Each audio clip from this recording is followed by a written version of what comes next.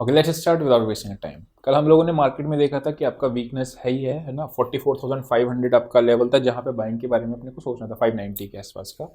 एक एसएल अपना हिट हुआ था हाफ क्वांटिटी में, फुल में नहीं, हाफ में। अभी देखते हैं कि मार्केट क्या कर सकती है आगे चल के, ठीक है। सबसे पहले अगर आप देखोगे तो मार्केट कहाँ पे ब्रेकआउट आया था, एग्जैक्टली वहीं पे आके इसने किया। मेरे हिसाब से इसको यहाँ पे रुकना चाहिए था मेरे हिसाब से, लेकिन ये मार्केट 45,500 पे भी नहीं रुकी, जिसकी वजह से हमने ट्रेड नहीं लिया था। कॉशियस 12:30 बजे के आसपास ही मैंने मैसेज कर दिया था, क्योंकि ऐसे लेट होने के बाद मैं एज अ डिसिप्लिन नहीं ट्रेड लेता हूँ, मतलब दिलवाता नहीं हूँ। क्यों रीज़न क्या होता है, ताकि परफॉर्मेंस मेंटेन रहे। अगर आप यहाँ पे देखोगे 12:30 बजे के आसपास मैंने मैसेज किया था कि कॉशियस रहने की जरूरत है मार्केट के अंदर। जो साइन है वो शॉर्ट कवरिंग की है, कहाँ तक ले जाएगी हमें भी नहीं पता, लेवल पे रुकेगी या नहीं रुकेगी।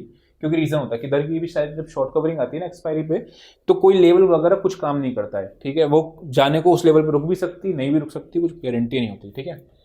कल अगर आप देखोगे यहाँ पे मार्केट ने जो ब्रेकआउट दिया था, ठीक है, उसके बाद मार्केट ने कितने दिनों तक यहाँ तक पहुंची, और 4-5 दिन में ही आपका सीधा नीचे आ गई। दैट मीन्स हमें पता है कि सेलिंग हमेशा फास्ट होती है as compared to buying. Buying भी फास्ट होती है, ऐसा नहीं होता, लेकिन बाइंग जब होती है ना तो वो मौका नहीं देती। मतलब क्या होता है, यहाँ से सीधा गैप अप खुल गई, गैप अप खुल गई, गैप अप खुल गई, समझ रहे हो, वो चीज़ है। सेलिंग में मौका मिल जाता है। अगर आप देखोगे तो ये अभी इंपॉर्टेंट जंक्चर पे आके क्लोज हुई है, ठीक है। तो अब मैं यहाँ पे भी फिलहाल के लिए शॉर्टिंग के लिए नहीं सोच रहा हूँ, ठीक है। अभी तक 3 दिन से थे हम लोग शॉर्टिंग ही के बारे में, यहाँ से कहाँ से, इस यहाँ से हम लोग शॉर्टिंग पे थे, ठीक है। अभी 3 दिन हो गए ना, अभी एक पॉज का टाइम कर सकती है। कंटिन्यूशन जाना होगा तो वापस से पॉज लिया, उसके बाद फिर वापस से नीचे जाएगी, तब आपका कंटिन्यूशन बन जाएगा। हो सकता है मेरी एनालिसिस कहाँ पे गलत हुई, मुझे लगा था यहाँ पे इनसाइड बार बन जाएगी और मार्केट यहाँ पे रुक जाएगी, बट वो रुकी नहीं। यहाँ पे टाइम स्पेंड करती देन निकलती। एनीवेज वापस से आते हैं, देखने क्या हुआ। यहाँ पे अभी 3 लगातार गिरी, तो हो सकता है मार्केट अभी आपका फिट, क्योंकि टाइम स्पेंड करना उसका जरूरी होता है। मतलब किधर भी लगातार आपका वन वे में तभी गिरती है जब आपकी कोई बहुत गंदी न्यूज होती है मार्केट के अंदर, बट ऐसा मेरे हिसाब से कोई न्यूज नहीं। रेटिंग घटाई है फिच की ने यूएस की, वो रेटिंग एजेंसी हमेशा ही घटाती रहती है, बढ़ाती रहती है, बट इतना फर्क पड़ना चाहिए मेरे हिसाब से नहीं था। वो ओवर रिएक्शन दे दिया इंडियन मार्केट में, बाहर की मार्केट से उतना भी नहीं गिरी जितना इंडियन गिरी है। यूएस की मार्केट की बात करूँ तो, ठीक है। तो मार्केट में भी हो सकता है आपको पॉज दिखे, उसके बाद अगर ये वापस से थोड़ा सा कंसोलिडेट होती है देन ब्रेकआउट देती है तो बहुत बढ़िया है। वी शेप रिकवरी आपकी तभी आ सकती है मार्केट के अंदर जब आपके एसबीआई के रिजल्ट मोर देन आउटस्टैंडिंग आए। आउटस्टैंडिंग मोर देन आउटस्टैंडिंग क्यों, क्योंकि उस टाइम पे क्या होगा, फिर बैंक निफ्टी में आपकी शॉर्ट सारे आपके रिकवर होना शुरू कर देंगे, शॉर्ट कवरिंग आपकी तेजी से आना शुरू कर देगी। फिलहाल के लिए शॉर्ट कवरिंग के लिए ऊपर का जो लेवल है वो 45,050, जब तक क्लोजिंग नहीं देता है इसके ऊपर तब तक हम लोग बाय ऑन डिप्स की एग्रेसिव नहीं रखेंगे स्ट्रेटेजी। बाय ऑन डिप्स की नहीं, आपको इंट्राडे में मौके मिलेंगे, लेकिन बाय ऑन डिप्स की स्ट्रेटेजी उससे पहले नहीं, जब तक क्लोजिंग इसके ऊपर नहीं मिलती, ठीक। उसके बाद में सोचेंगे। एक्चुअल में ट्रेंड आपका रिवर्सल वापस से बुलिश तब होगा जब वापस से 45,560 का लेवल काटेगी, ठीक है ना, ये चीज़ है। तो अभी जब तक यहाँ तक नहीं जा रही है आपको थोड़ा सा सेल राइज ही मिलेगा, बार बार ऊपर से बिकवाली आएगी और नीचे से थोड़ी सी खरीदारी आ सकती है, बिकॉज ये इंपॉर्टेंट लेवल है, दिख रहा है ना।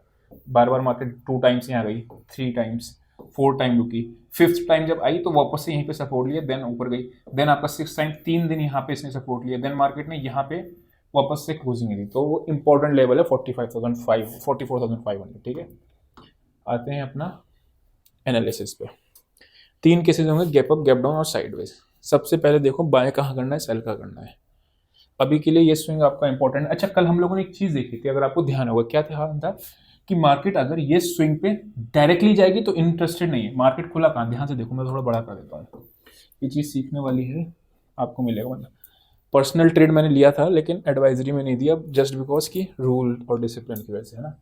मार्केट में यहाँ पे अगर आप देखोगे तो ये लेवल मैंने आपसे क्या कहा था, फर्स्ट टाइम में मैं इंटरेस्टेड नहीं हूँ। कल वाले आप वीडियो देख लेना, उसमें पता चल जाएगा कि फर्स्ट टाइम आएगी इंटरेस्टेड नहीं हूँ, सेकंड टाइम में आपको जब तोड़ेगी तो आपको ये लेवल होगा। क्यों, ये स्विंग काम करता है। सिमिलरली कल के लिए भी अगर यहाँ पे लेट से आती है, मैं फर्स्ट टाइम में इंटरेस्टेड नहीं होगा, सेकंड टाइम में ही होगा तो ही इंटरेस्टेड होगा, नहीं तो फिर यहाँ से आके इस तरीके से अगर कोई डब्ल्यू पैटर्न दिखता है तो 44,650 के ऊपर बाइंग की अपॉर्चुनिटी भी मिल जाएगी, ठीक। 3 केसेस होंगे, ध्यान समझना, गैप अप, साइडवेज और गैप डाउन। ये लेवल आपका आ रहा है जो एक अभी इंपॉर्टेंट रेजिस्टेंस का काम करेगा, जो है 44,850। क्या गैप अप इसके ऊपर लगता है या इसके नीचे लगता है, वो देखने वाली बात है। इसके ऊपर लगता है गैप अप तो मैं वेट करूंगा वापस से थोड़ा सा नीचे आके फिर इस तरीके से एक्शन बना के जाए, बढ़िया ट्रेड मिल जाएगा अपने को बाइंग की साइड का। कौन सा लेवल आएगा, वो 850 के ऊपर। अगर साइडवेज खुलती है तो मार्केट में आपकी यहाँ से और यहाँ से इस रेंज को मैं एक्सपेक्ट कर रहा हूँ कि मार्केट आपकी ये रेंज में रहेगी अगर साइडवेज खुलेगा। तो नीचे का लेवल क्या रहा है 44,300, यहाँ के आसपास आएगी बाय करूंगा, और इसके आसपास यानी 45,000 के आसपास आ जाएगी सेल करूंगा। ये केस होगा साइडवेज का। क्यों होगा ऐसा?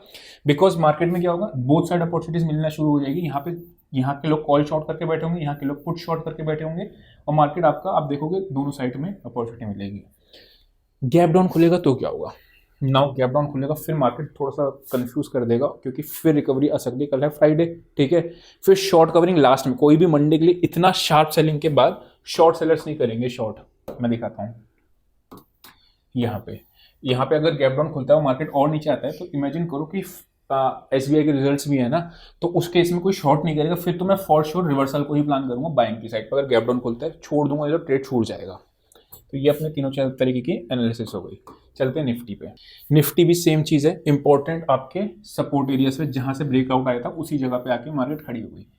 वन वे में वही मैं कहना चाह रहा हूँ कि वन वे में नहीं गिरती है मार्केट। जैसे मैंने आपको यहाँ पे भी चीज़ें बताया रखी थी, उसी तरीके से मैं आपको ये चीज़ें बता रहा हूँ कि वन वे में जब बहुत खराब न्यूज़ होती है ना, बहुत ही गंदा कुछ हो, तभी मार्केट आपका नीचे आता है। उससे पहले इस तरीके से रिएक्ट नहीं करता है। आ जाएगा तो बात अलग होती है, ट्रेड छूट जाएगा।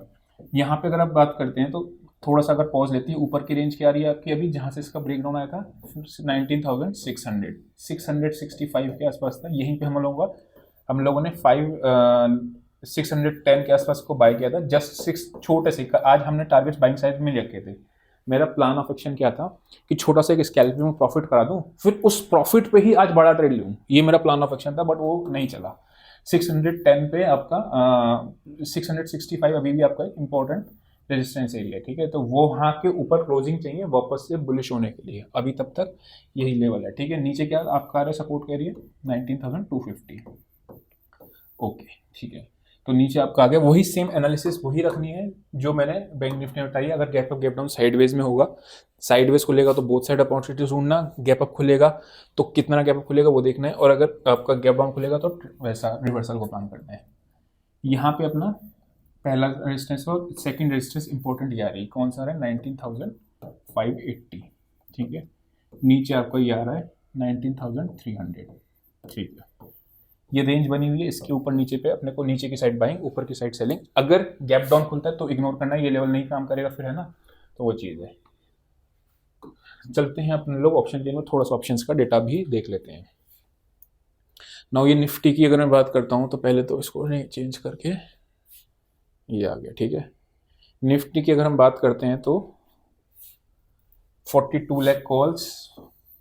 अगर गलती से भी मार्केट आपका 565 क्रॉस कर दिया, ठीक है ना, तो मार्केट में आप ह्यूज शॉर्ट कवरिंग देखोगे, ह्यूज शॉर्ट कवरिंग, ठीक है। क्यों?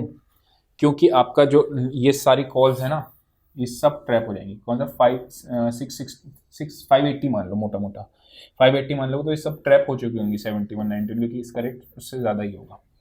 तो ये अपना निफ्टी का है। अभी फिलहाल देखते हैं, अभी मोरलेस क्या दिख रहा है, ये सारे सेलर्स के जोन दिख रहे हैं। 500 600 के आसपास आपका ये सेलर का जोन है, ठीक है।